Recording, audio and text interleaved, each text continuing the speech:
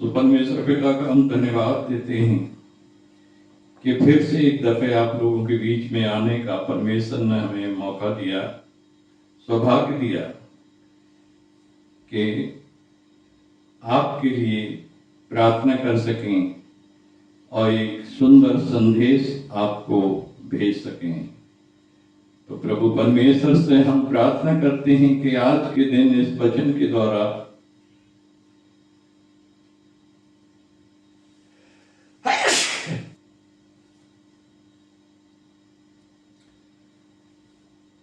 और उसकी दया के द्वारा हम इस वचन को आप तक पहुंचा सकें। इसका जो खास शुरुआत है वो ये है कि हमारे पिता की हर एक मनुष्य के प्रति इच्छा क्या है, परमेश्वर क्या चाहता है कि मनुष्य करे, और मनुष्य कैसे जान सकता है कि परमेश्वर हमारे प्रति क्या चाहता है। प्रभु परमेश्वर हम धन्यवाद करते हैं खुदावन कि तू अपने लोगों के हृदय को खोल दे जो इस वचन को सुनते हैं। खुदावन उनके कानों को खोल, पवित्र आत्मा का अभिषेक उनको दे, अपनी आत्मा से उसको उनको भर प्रभु जी। वो तेरे बच्चे हैं।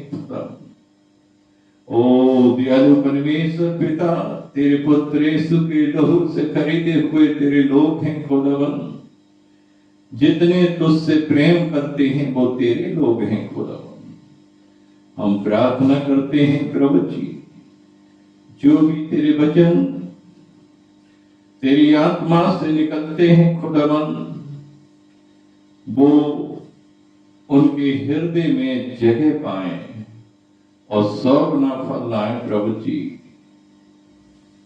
उनको मालूम हो जाए कि हमारा भविष्य क्या है, हमारा जीवन क्या है, हमारे बच्चों का भविष्य क्या है, हमारे आगे हमारे सफर के लिए हमें रास्ता जानने के लिए किस तरह से प्रभु हमारी अगुवाई करेगा। ये प्रभु परमेश्वर उनकी अगुवाई कर, उनकी सहायता कर, उनके हृदय को छू ले प्रभु जी, उनके हर कार्य को सफल कर खुदावन, उनके हर एक दुख हर एक तकलीफें खुदावन तेरी आशीष में बदल जाए प्रभु जी। ओ दयालु परमेश्वर, तेरे पुत्र यीशु का अभिषेक उनके ऊपर आ जाए। हम धन्यवाद देते हैं प्रभु जी इस तेरे प्यार के लिए, तेरी दया के लिए खुदावन, जो तू इस जगत के लोगों को दिखाना चाहता है और तूने दिखाया भी प्रभु जी। क्योंकि हे परमेश्वर पिता, तूने जगत से ऐसा प्रेम किया कि अपना इकलौता पुत्र दे दिया, ताकि जो कोई उस पर विश्वास करे वो नाश न होए बल्कि अनंत जीवन पाए।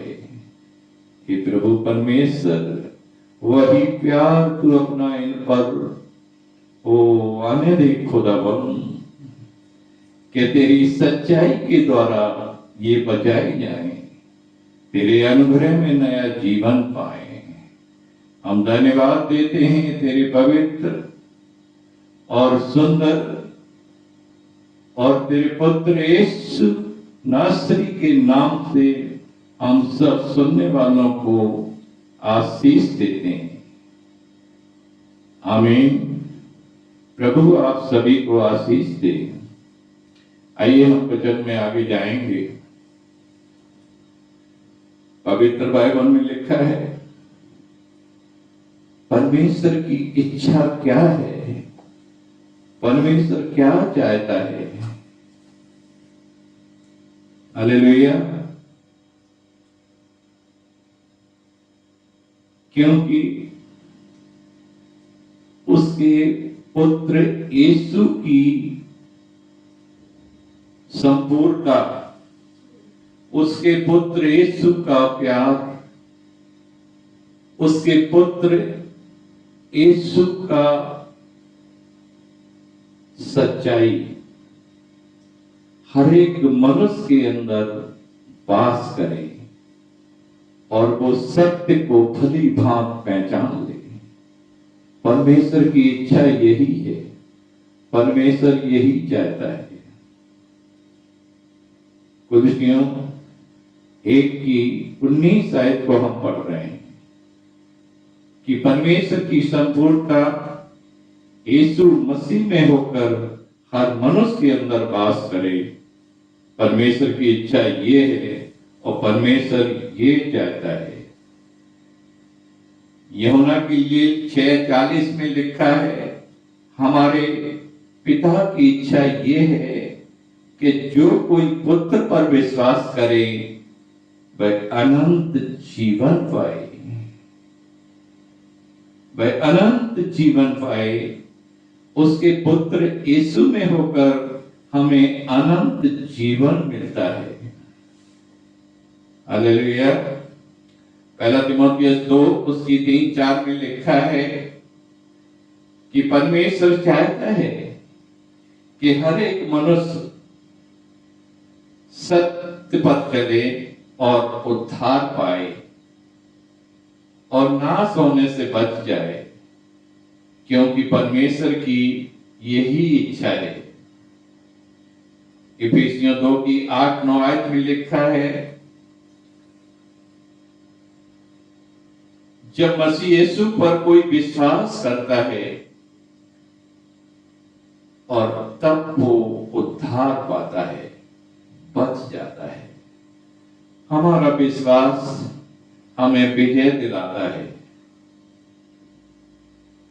पवित्र बाइबल में रोमियो की किताब 10 उसकी 12-13 में लिखा है, जो कोई प्रभु का नाम लेगा वो उद्धार पाएगा।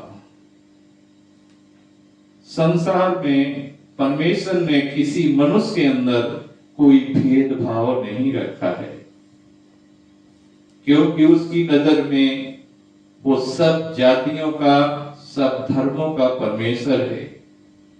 वो सबको प्यार करता है, वो सबको बुलाता है। इसलिए पवित्र शास्त्र में रोमियो 10:12-13 में लिखा है कि पृथ्वी का रहने वाला कोई भी इंसान, जो कोई प्रभु का नाम लेगा और विश्वास करेगा वो उद्धार पाएगा, क्योंकि वो धर्मों का परमेश्वर नहीं बल्कि सच्चाई का परमेश्वर है। पवित्र शास्त्र बाइबल कहती है कि वो मनुष्य के हृदय को देखता है। मनुष्य ऊपर के चेहरे को देखता है, लेकिन वो तो मन को देखता है कि आपके मन में क्या है। वो आपके मन को जानता है और वो आपके मन के अनुसार मनुष्य को प्रतिफल देता है। पवित्र बाइबल में लिखा हुआ है रोमियो 3:24 में, यह है मसीह यीशु में होकर हमें मिलता है। ये परमेश्वर की तरफ से एक उपहार है, एक दान है, जो उसके पुत्र यीशु में होकर हमें दिया जाता है। इसके लिए हमें कोई मेहनत और कोई पैसे खर्च करने की जरूरत नहीं है। हमें परेशान होने की जरूरत नहीं है। बस हम उस पर जब विश्वास करते हैं तो उद्धार को प्राप्त करते हैं। रोमियो 3:25 में लिखा है, इसे परमेश्वर ने अपने पुत्र के लहू में होकर ठहराया है कि जब हम विश्वास करते हैं कि सच में यीशु मसीह जगत के पापों के लिए मारा गया और क्रूस पर लटका दिया गया, और तब हम हर एक पाप, हर एक बुराई से छुटकारा पाते हैं, छूट जाते हैं, बच जाते हैं। प्रभु का धन्यवाद हो। दूसरा रोमियो 2 उसकी 4-5 में लिखा है, और वहां पे ऐसे लिखा है कि जब हमारा उद्धार होता है और पाप या शैतान हमारे जीवन से जब निकल जाता है, तब पवित्र आत्मा हमारे जीवन में आती है और फिर मनुष्य अपने गुनाह का पछतावा करता है, क्योंकि हर एक मनुष्य के गुनाह उस वक्त प्रकट हो जाते हैं जब वो सच्चाई को जानता है। यीशु ने कहा, जब तुम सत्य को जानोगे तो सत्य तुम्हें आजाद करेगा। प्रभु का धन्यवाद हो। यहाँ पे लिखा हुआ है रोमियो 2 की 4-5 आयत में, और परमेश्वर की इच्छा और परमेश्वर का वह भक्ति का जो आपके अंदर जो शर्मिंदगी आती है, कायली आती है, और भक्ति का सुख आज तुझे मन फिराने का मौका देता है कि अपने जीवन को यीशु मसीह के हाथ में सौंप दो और पाप के जीवन को उसको दे दो और पवित्रता और सच्चाई का जीवन उससे प्राप्त करो और अनंत जीवन पाओ। तो भक्त का शोक ऐसा पछतावा उत्पन्न करता है जिसका परिणाम होता है कि मनुष्य उसके द्वारा उद्धार पाएगा। यही है यीशु मसीह के लहू की सामर्थ। परमेश्वर का धन्यवाद हो। इफिसियों 1 उसके 9वें वचन में लिखा है कि उसने अपनी इच्छा का भी ये हर एक अपने भक्त जन को उसके हृदय में प्रकट किया है, ताकि वो इंसानों को बता सके कि परमेश्वर हर एक मनुष्य के लिए ऐसी इच्छा रखता है, और वो उसने जो उत्पत्ति से और सृष्टि से पहले ठहरा दिया था कि वह मनुष्य का उद्धार करे।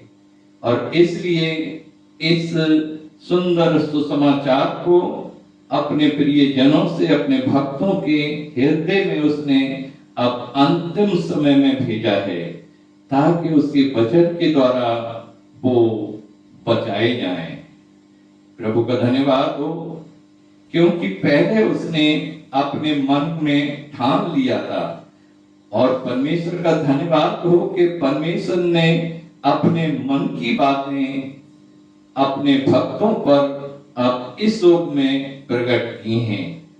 जैसे एक पिता अपने बच्चों को अपने कारोबार के बारे में, अपनी संपत्ति के बारे में, अपने हर एक घर के संपत्ति के बारे में वह उसको पहले से ही बताता है। वह उसे समझ सिखाता है, वह उसे बुद्धि की बातें देता है, वह उसे अकल सिखाता है, ताकि उसके मरने के बाद वो भी उसके पद चिन्हों पर चलें। ऐसा ही हमारे सर्वशक्तिमान परमेश्वर ने किया है कि जो उत्पत्ति से पहले से उसने ठान लिया था कि हम अंतिम समय में अपने भक्तों पर, अपने चाहने वालों के हृदय में प्रकट करेंगे, लेकिन अब उसने उनके हृदय में प्रकट किया है, और वो अब प्रकट कर रहे हैं कि हर एक मनुष्य परमेश्वर की इच्छा को जाने कि उसकी इच्छा क्या है। पवित्र बाइबल में इफिसियों 1 की 6 आयत में लिखा है, जिसे उसने अपने प्रिय पुत्र में सेंत में हर एक मनुष्य को दिया है। सेंत में यीशु मसीह में होकर फ्री में ये उपहार के तौर में दिए जाते हैं। धर्मशास्त्र बाइबल में लिखा है, कुलुस्सियों की किताब 1:26-27 में कि परमेश्वर वह जो उसकी महिमा का प्रकाश है, वह जो हमारे उद्धारकर्ता यीशु मसीह और वह हर एक मनुष्य के हृदय में प्रकट होना चाहता है। और वहां पे लिखा है वह जो उसकी महिमा का मूल्य है यीशु मसीह, और वह हमारे हृदय में प्रकट होना चाहता है बगैर कुछ कीमत के दिए, बगैर ही कुछ चुकाए। धर्मशास्त्र बाइबल में लिखा हुआ है इफिसियों की किताब 7:8-9 में कि हमें उसके लहू के द्वारा छुटकारा और पापों की क्षमा दिए जाते हैं। प्रभु का धन्यवाद हो। इफिसियों 2 उसकी 14 से 18 तक लिखा है, वही हमारा मेल है जिसने हमारे लिए क्रूस पर उस बैर को नाश कर दिया और परमेश्वर के साथ हमारा मेल करा दिया, क्योंकि पहले हम दोषी थे। परमेश्वर के सामने जाने में हमें शर्म आती थी, लेकिन अब परमेश्वर का धन्यवाद हो कि उसने अपने इकलौते पुत्र को इसलिए भेजा कि हम उसके द्वारा परमेश्वर के सामने खड़े हो सकें, क्योंकि परमेश्वर ने हमारे सारे गुनाहों का बोझ, सारे गुनाह, सारे पाप हमारे उद्धारकर्ता यीशु मसीह के ऊपर चढ़ा दिए और उसको क्रूस पर लटका दिया। हमारे प्रिय परमेश्वर के लोगों, क्रूस पे हमें जाना चाहिए, फांसी पे हमें लटकना चाहिए, लेकिन परमेश्वर की दया देखो, क्योंकि उसने हमारे बदले में अपने पुत्र यीशु को लटका दिया। पवित्र बाइबल में लिखा है परमेश्वर ने जगत से ऐसा प्रेम किया कि अपना इकलौता पुत्र दे दिया, ताकि जो कोई उस पर विश्वास करे वो नाश न होए बल्कि अनंत जीवन पाए। प्रभु का धन्यवाद हो। यूहन्ना की पत्री 2:2 में लिखा है, और वही हमारे पापों का प्रायश्चित है, और हमारे पापों का प्रायश्चित यीशु मसीह है, और यीशु के क्रूस पर लटके जाने के द्वारा हमारे पाप क्षमा हो जाते हैं। रोमियो 6:22-23 में लिखा है, जिसका फल है अनंत जीवन। पहले हमारे लिए इसमें लिखा है कि मृत्यु था, लेकिन अब मृत्यु नहीं है, परंतु मसीह यीशु में हमें मिलता है अनंत जीवन। प्रभु का धन्यवाद हो। ये परमेश्वर की दया है कि हम उसमें होकर अनंत जीवन पाएं। पवित्र बाइबल में लिखा है, और यूहन्ना के लिए 10:37-38 में लिखा है,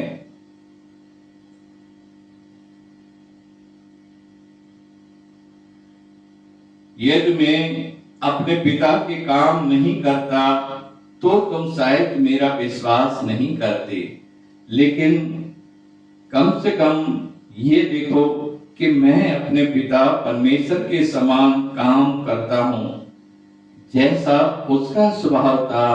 यीशु कहते हैं वैसा ही मेरा स्वभाव है, तो कम से कम मेरा नहीं लेकिन पिता के कामों का तो विश्वास कर ही सकते हो।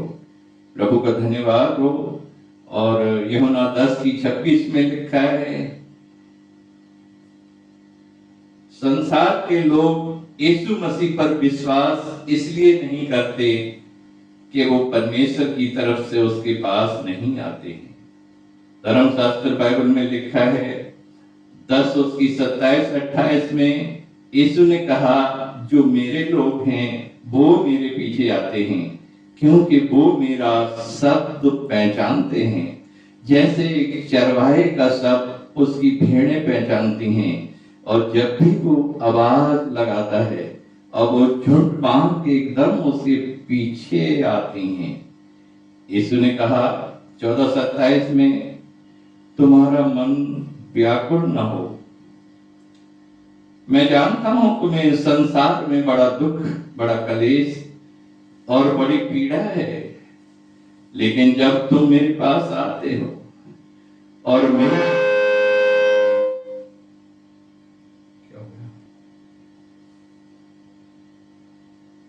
यीशु ने कहा तुम्हारा मन व्याकुल न हो और ना डरे। हम जानते हैं कि तुम्हें संसार में बड़ा दुख, बड़ा कलेश होता है, लेकिन मैं तुम्हें अपनी शांति तुम्हें देता हूं। तुम्हारे दुखों को तुम्हारे जीवन से मैं दूर करता हूं। प्रभु का धन्यवाद हो।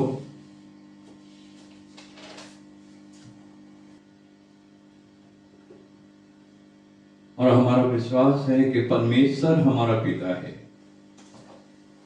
सो परमेश्वर के लोगों, हमारा विश्वास है कि परमेश्वर हमारा पिता है, वो हमारा पिता है, और जो उस पर विश्वास करता है वह उसका पिता बन जाता है।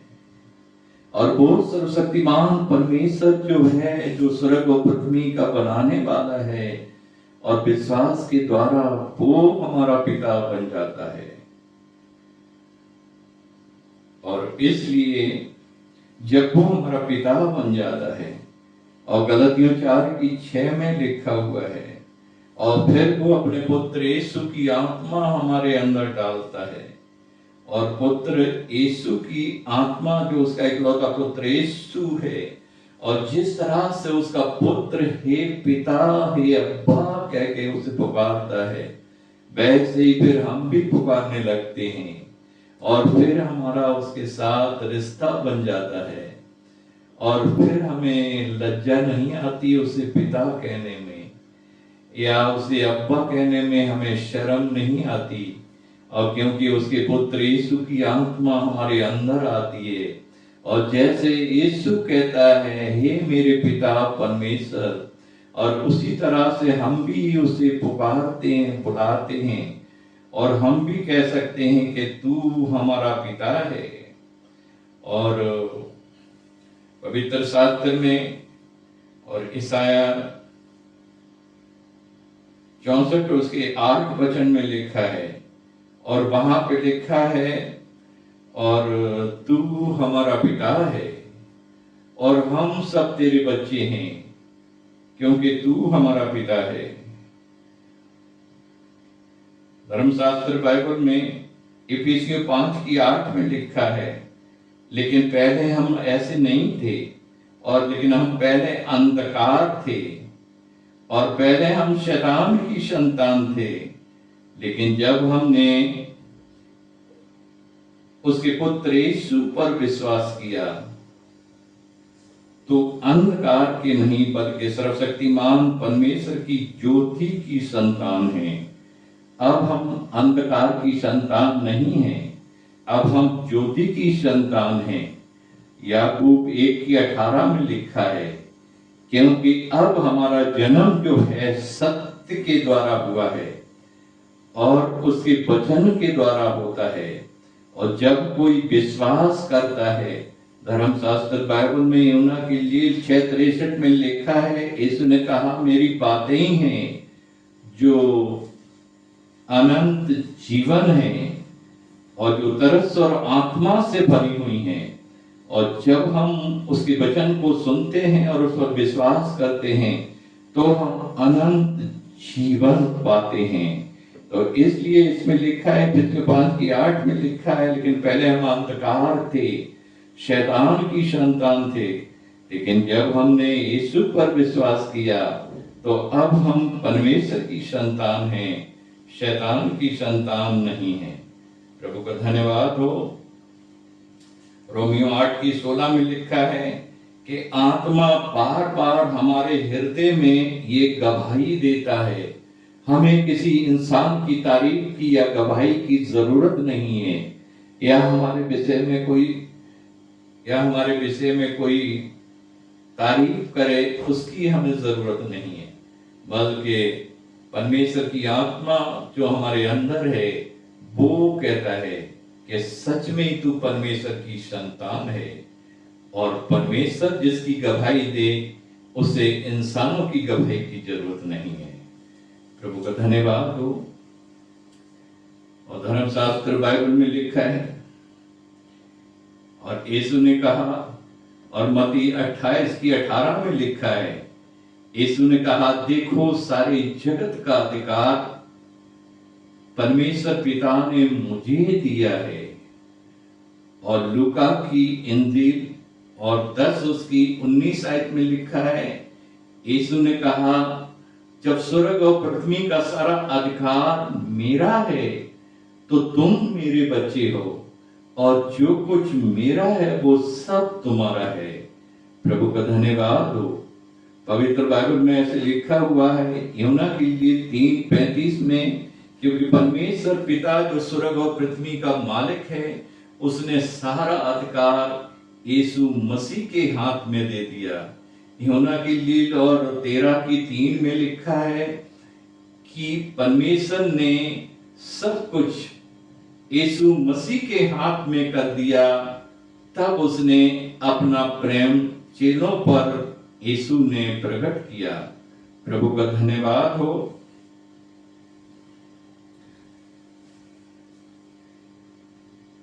यूहन्ना के लिए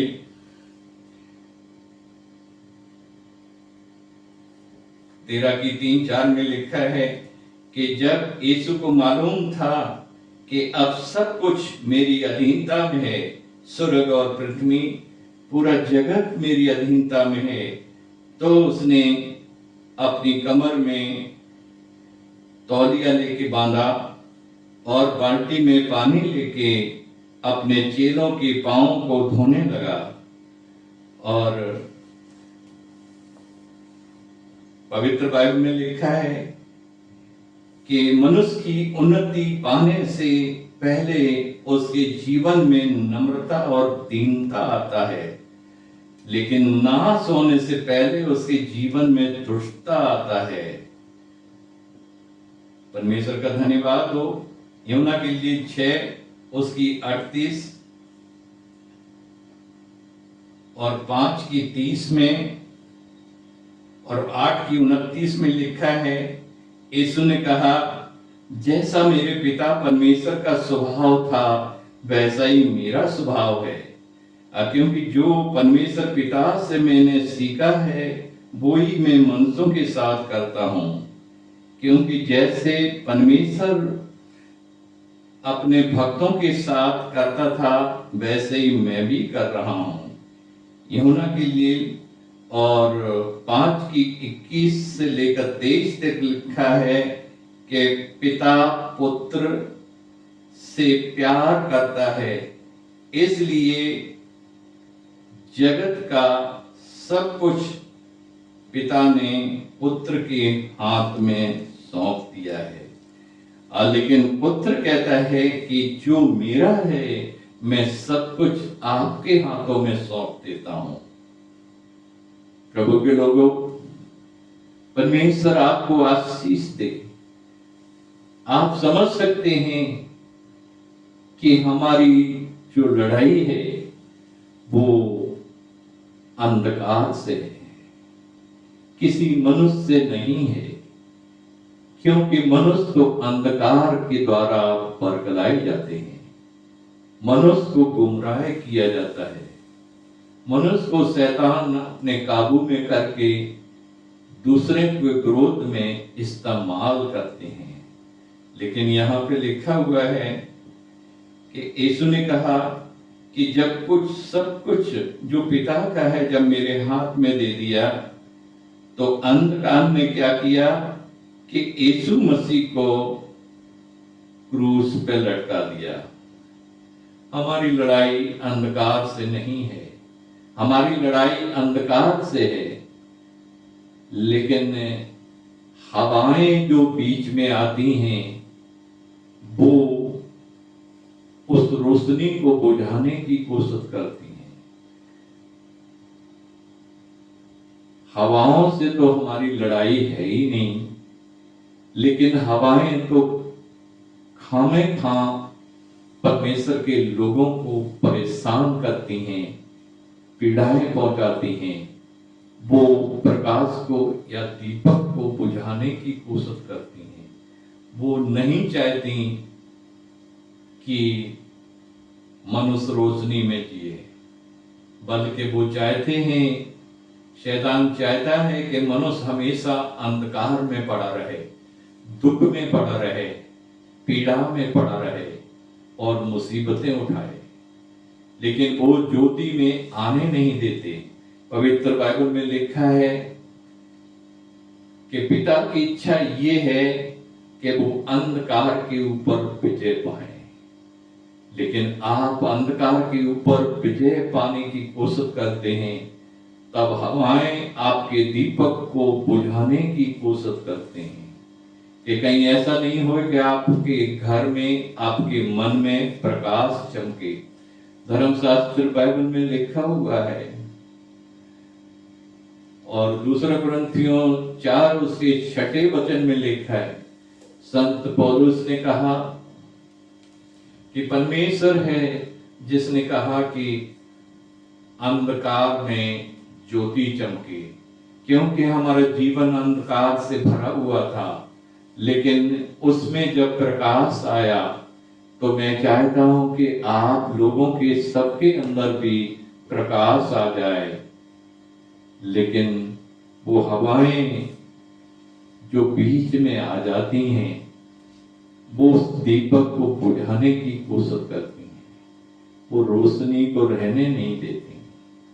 प्रभु का धन्यवाद हो, क्योंकि पवित्र बाइबल में लिखा हुआ है हमारी लड़ाई जो है वो हवाओं से नहीं है, हमारी लड़ाई तो अंधकार से है, जो मनुष्य के हृदय को अपनी अंगुष्ठ में ले लेते हैं और उसको काबू करते हैं और उस पर प्रभुता करते हैं। यीशु ने कहा, मैं तुमसे सच कहता हूं, जो अंधकार या पाप में जीता है वो उसका गुलाम बन जाता है। मनुष्य का पुत्र इसलिए आया कि वो जीवन पाए। प्रभु का धन्यवाद हो, क्योंकि वो आपको जीवन देना चाहता है। परमेश्वर आपको जीवन देना चाहता है। धर्मशास्त्र बाइबल में लिखा हुआ है यूहन्ना की इंजील 3:19 आयत में, और ज्योति जगत में चमकती है, लेकिन लोग अंधकार में भागते हैं, क्योंकि वो बुराई को छोड़ना नहीं चाहते। 20 आयत में लिखा है कि यही है मनुष्य के पाप की वजह, कि वो ज्योति में या प्रकाश में नहीं चलना चाहता, वो अंधकार में भटकना चाहता है। प्रभु का धन्यवाद हो। लेकिन आपने ये परमेश्वर का संदेश सुना है, परमेश्वर ने कितना मनुष्य से प्रेम किया कि अपने ही पुत्र को क्रूस के ऊपर बलिदान कर दिया, ताकि हम उसके द्वारा जीवन पाए। हम परमेश्वर से शिकायत नहीं कर सकते, उसने अपना सब कुछ दे दिया हमें। इतना ही नहीं, बल्कि अपनी आत्मा को भी दे दिया, अपने हृदय को भी हमारे लिए दे दिया, अपने आप को भी दे दिया। यीशु ने कहा, जो कुछ मेरा है वो सब तुम्हारा है, और जो अधिकार मेरे पास है वो ही मैं तुम्हें देता हूं। प्रभु का धन्यवाद हो। ये कौन सा अधिकार दे रहे हैं यीशु मसीह, आप जरा ध्यान से समझ सकते हैं। और ये उस अंधकार पर विजय पाने का अधिकार दे रहे हैं। और वो अधिकार ये नहीं है कि किसी के विरोध में हम किसी अपने पड़ोसी को, भाई को, बहन को या किसी अपने मित्र जन को तकलीफ पहुंचाएं और उससे पीड़ा पहुंचाएं। लेकिन पवित्र बाइबल में लिखा है कि वो प्रेम है और उसने प्रेम किया। ऐसा प्रेम हमेशा दूसरे के लिए कुर्बान हो जाता है, लेकिन प्रेम दूसरे को हानि नहीं पहुंचाता। प्रेम खुद मिट जाता है लेकिन दूसरे को नाश नहीं करता। प्रेम घमंड नहीं करता, प्रेम डाहे नहीं करता, प्रेम नफरत नहीं करता, प्रेम दूसरे को पीड़ा नहीं पहुंचाता, प्रेम खुदगर्ज नहीं होता, प्रेम चालाक नहीं होता, प्रेम बेईमान नहीं होता।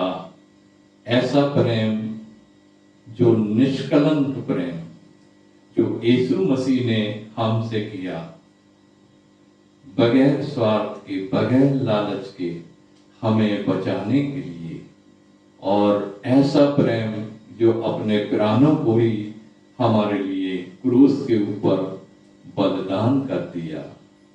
प्रभु का धन्यवाद हो। जब उन्होंने हमारे साथ ऐसा किया तो हमें कैसा करना चाहिए। हमें प्रेम की परिभाषा नहीं पता थी, लेकिन उन्होंने हमें सिखाया कि हमें प्रेम अपने पड़ोसी से कैसे करना चाहिए, अपने भाइयों से, अपने परिवार से, हमें अपने देश से प्रेम कैसे करना चाहिए। प्रेम करने वाले खुद शहीद हो जाते हैं, अपनी जान दे देते हैं, लेकिन दूसरों को हानि नहीं पहुंचाते। ऐसा ही प्रेम है यीशु मसीह का। वो कभी भी दूसरों को तकलीफ नहीं पहुंचाई, बल्कि खुद सहना सीखा, सहते रहे। सो हमारे प्रिय प्रभु के बच्चों, आप लोग भी सहना सीखें। पवित्र बाइबल में लिखा हुआ है, परमेश्वर ने अब्राहम से कहा, मेरी उपस्थिति में चल, तब तू सहना सीख जाएगा और तू सिद्ध हो जाएगा। प्रभु का धन्यवाद हो। परमेश्वर इन वचनों के द्वारा आपको आशीष दे। जय मसीह की सबको।